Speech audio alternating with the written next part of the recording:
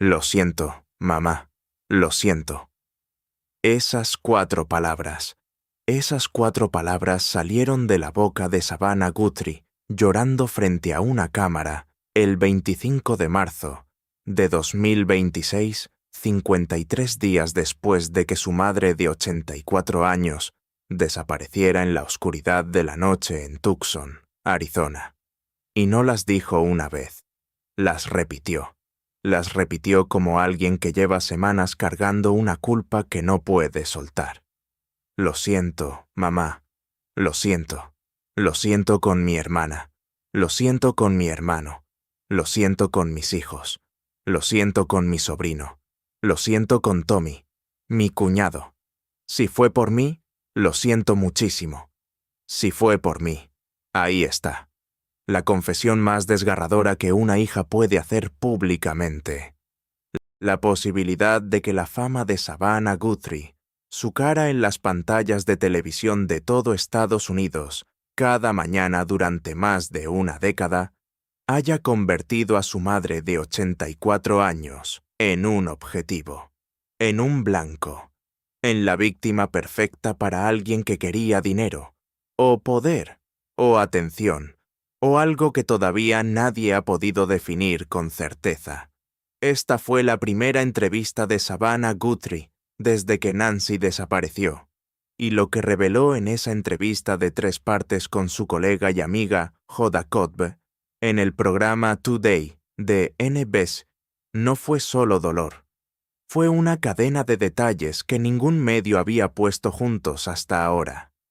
Detalles sobre la noche que recibió la llamada, sobre lo que encontraron en la casa de su madre, sobre las notas de rescate, sobre el video del hombre enmascarado, sobre la culpa que la despierta cada noche en la oscuridad. Todo eso es lo que vamos a desglosar aquí. Quédense hasta el final, porque hay partes de esta entrevista que cambian la forma en que entendemos este caso. Empecemos con la noche del 1 de febrero de 2026, la noche que todo cambió. El esposo de Savannah, Mike Feldman, acababa de regresar de un viaje con amigos a jugar tenis, un viaje que ella misma le había regalado para Navidad. Savannah y sus 2 hijos habían pasado tiempo con el copresentador del Today Carson Daly y su familia. Era una noche normal. Una de esas noches que no se recuerdan porque no hay nada que recordar. Y entonces el teléfono sonó. Era su hermana Annie. ¿Está todo bien?, preguntó Savannah. No, dijo Annie. Mamá desapareció. ¿Qué? ¿De qué estás hablando? Se fue. Savannah describió ese momento en la entrevista con Hoda Kotb como caos y descrédito total. Puro caos y descrédito. Annie ya había llamado al 911. La policía ya estaba en la casa de Nancy. Y la primera teoría, la primera explicación que la mente busca cuando un familiar mayor desaparece en la noche, era que quizás había tenido algún tipo de episodio médico. Quizás los paramédicos habían llegado y se la habían llevado de urgencia, porque las puertas traseras de la casa de Nancy Guthrie estaban abiertas, de par en par. Pensamos que quizás habían venido los paramédicos y que había una camilla y se la llevaron por atrás, dijo Savannah. Pero su teléfono estaba ahí, su cartera estaba ahí, todas sus cosas estaban ahí, y simplemente no tenía ningún sentido. Annie y su esposo Tommy llamaron a todos los hospitales del área. Savannah hizo lo mismo desde donde estaba. La policía estaba en la casa hablando con Annie al mismo tiempo.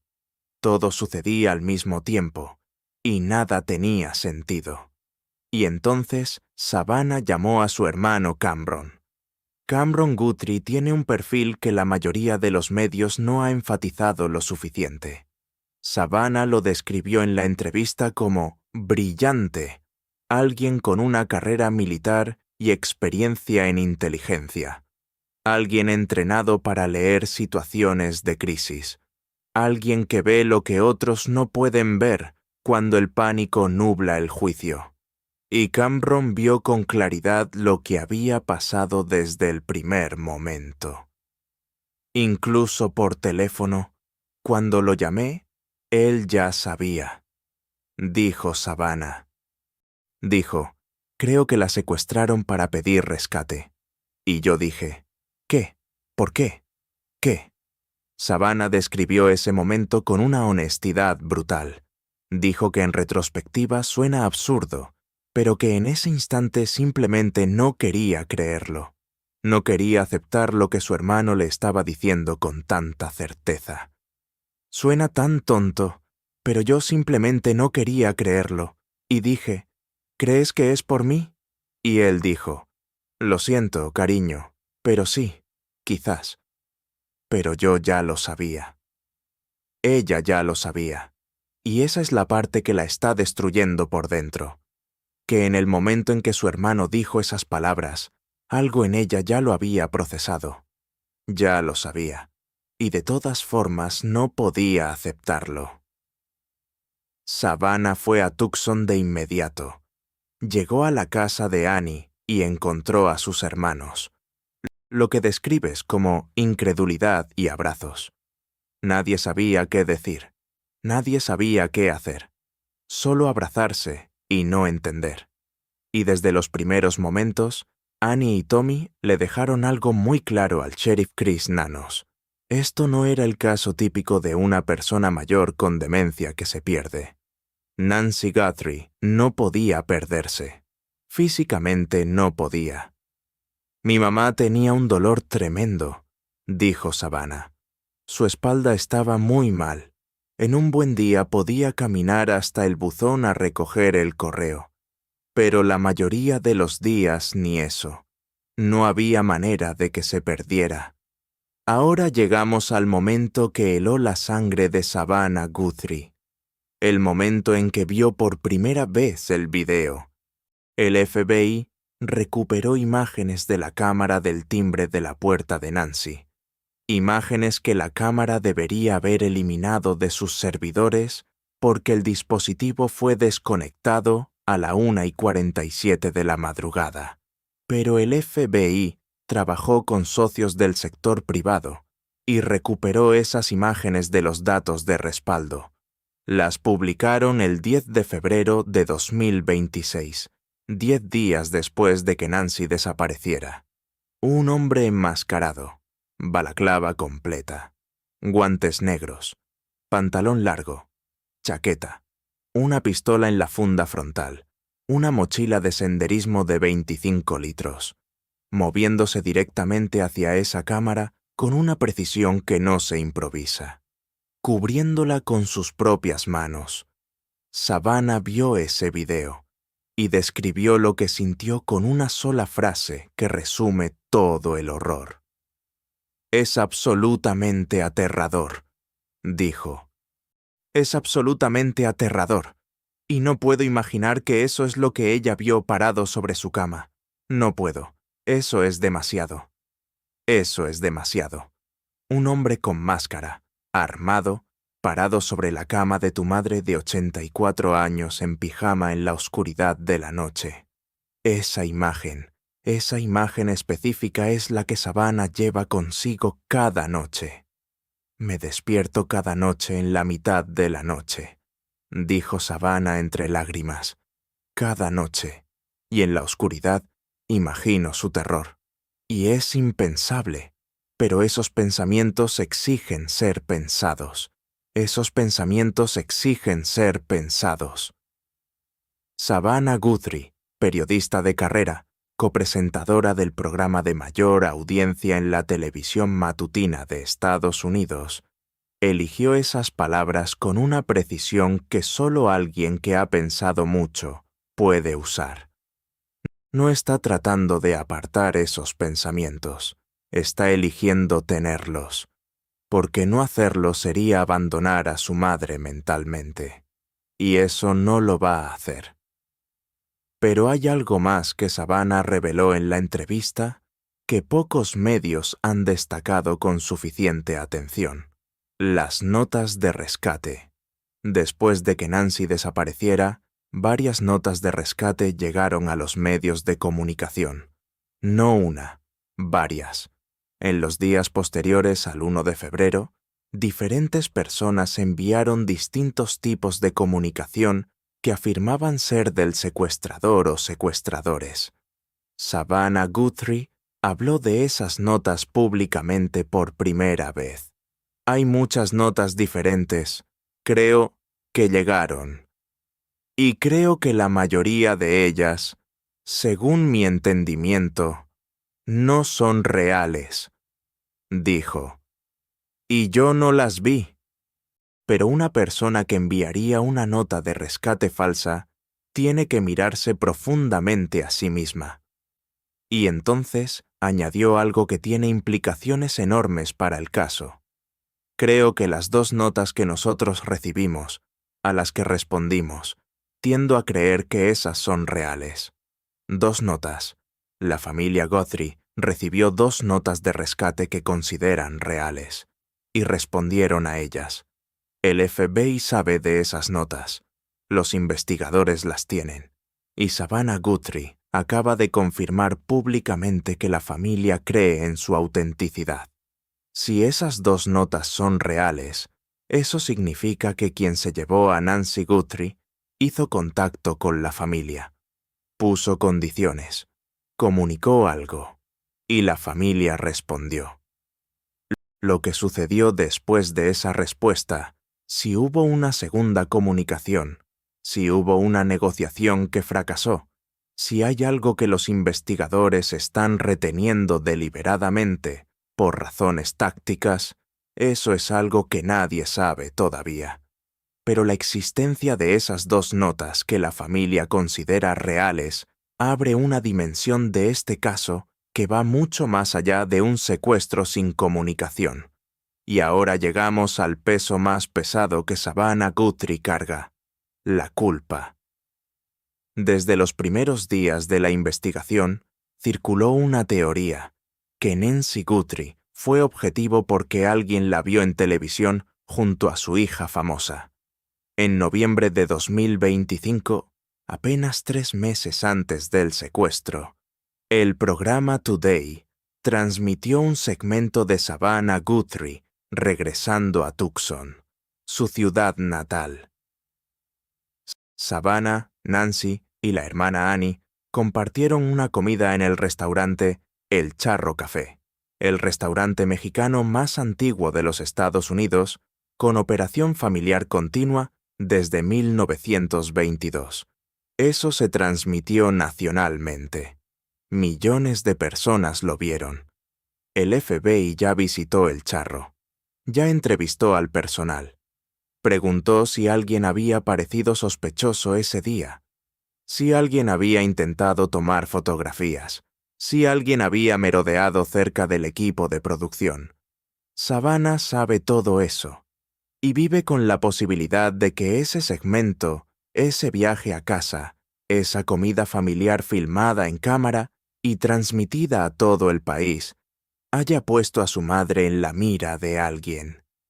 No sé si fue porque ella es mi mamá, y alguien pensó: «Oh, esa señora tiene dinero.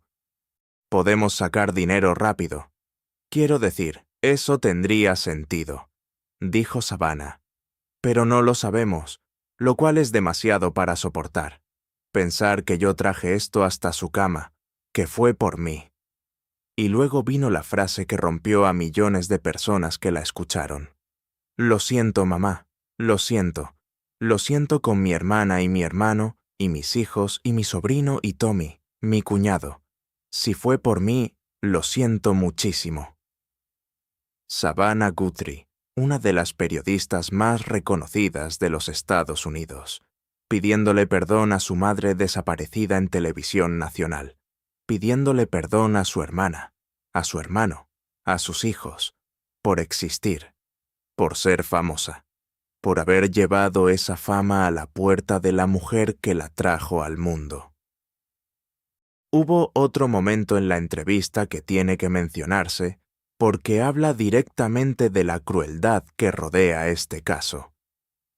En los primeros días después de la desaparición de Nancy, en las redes sociales y en algunos medios de comunicación comenzó a circular una teoría, que alguien de la propia familia podría estar involucrado. Esa teoría duró hasta el 16 de febrero, cuando el departamento del sheriff del condado de Pima confirmó públicamente que habían descartado a todos los miembros de la familia como sospechosos. Savannah habló de eso también. Nadie cuidó mejor a mi mamá que mi hermana y mi cuñado, y nadie protegió a mi mamá más que mi hermano, dijo. Y la amamos. Y ella es nuestra luz. Y sobre las acusaciones que circularon en línea antes de que la familia fuera descartada, usó una palabra, una sola palabra: insoportable. Ahora, la investigación donde está hoy. La entrevista de Savannah Guthrie llegó en un momento específico, el mismo día, o muy cerca, en que el caso recibió simultáneamente una confirmación importante y un golpe importante.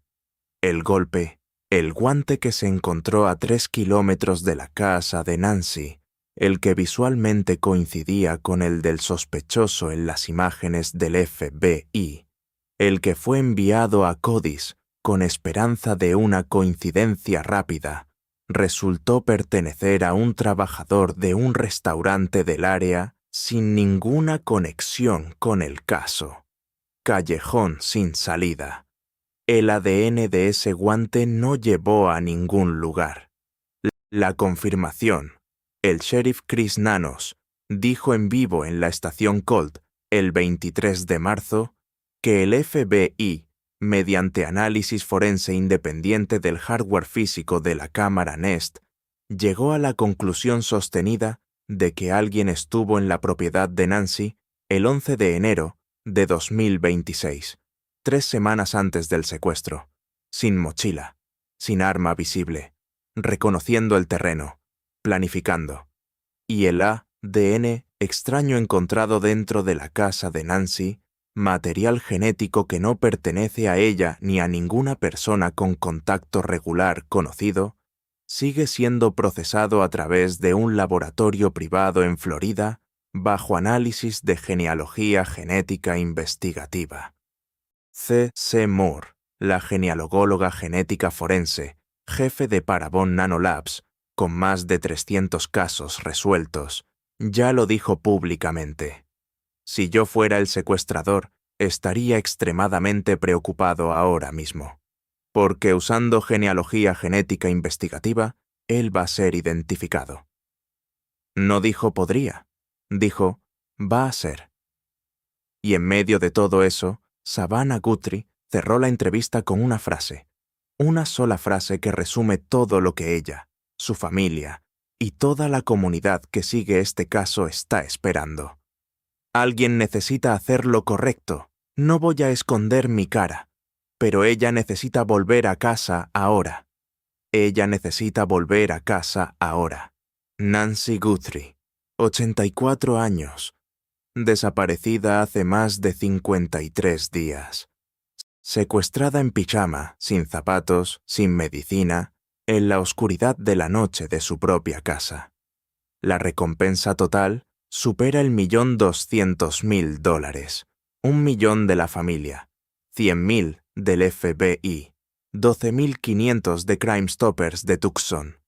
Si usted sabe algo, si vio algo, el 11 de enero, en los Catalina Foothills, si vio algo la noche del 31 de enero o las primeras horas del 1 de febrero, llame al FBI al 1800C, ALL-FBI.